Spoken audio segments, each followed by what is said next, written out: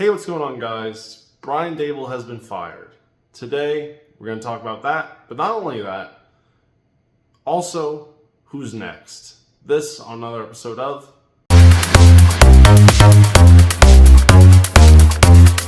So Brian Daboll's been fired. He wasn't the first one this year to be fired. That was Brian Callahan.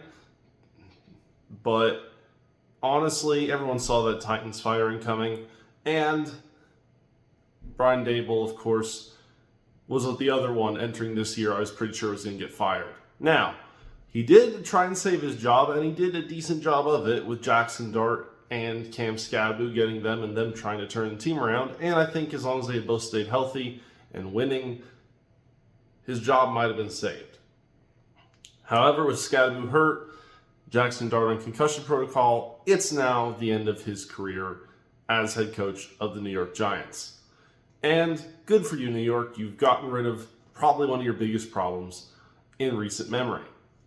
And unfortunately for Brian Daboll, despite the fact that he did get the Giants to the playoffs once, his record with the Giants was 20-40, which, beyond the season he got done to the playoffs, that isn't very many wins. Now, who's next? Which head coach is next on the chopping block? Well, we got a few candidates for that. And a few of these are more likely to be fired than others, but I think I'll include the ones that are less likely as well, because I think they should be fired based on what they've done, whether their name's in conversation to be fired or not. So, first up, let's get him out of the way, Zac Taylor. Taylor, yeah, he's pretty useless without Joe Burrow, isn't he? Taylor, of course, went to the Super Bowl with Joe Burrow back in 2021, and was a great year. But honestly, what has he done without Joe Burrow?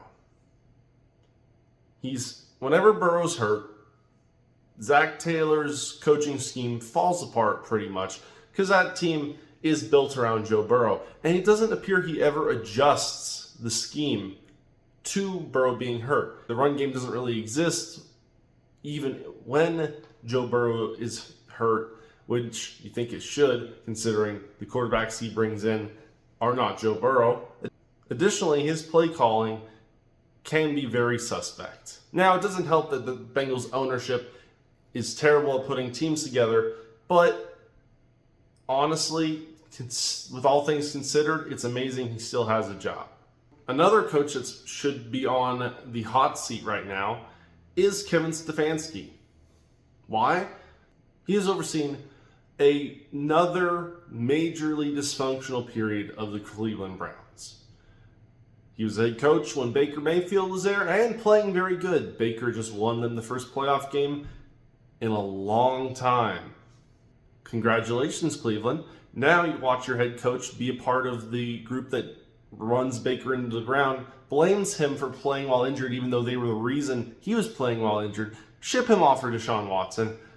Deshaun Watson doesn't work out, so you start bringing in all these random quarterbacks, from Jameis Winston to Dorian Thompson-Robinson to Joe Flacco to Dylan Gabriel and Shedeur Sanders, and watch this man squander it all for you. Congratulations, Cleveland.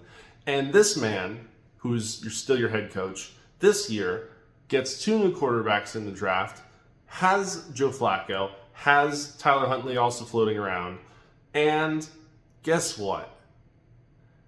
He starts Joe Flacco a few games, doesn't end well, gets rid of Joe Flacco, puts in Dylan Gabriel.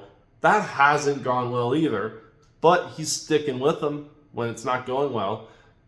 Basically ignores Shedeur Sanders, which honestly, in my opinion, Shedeur Sanders kind of deserves to be ignored, but still ignores him even though things aren't going well, and has that team basically acting like a literal train wreck.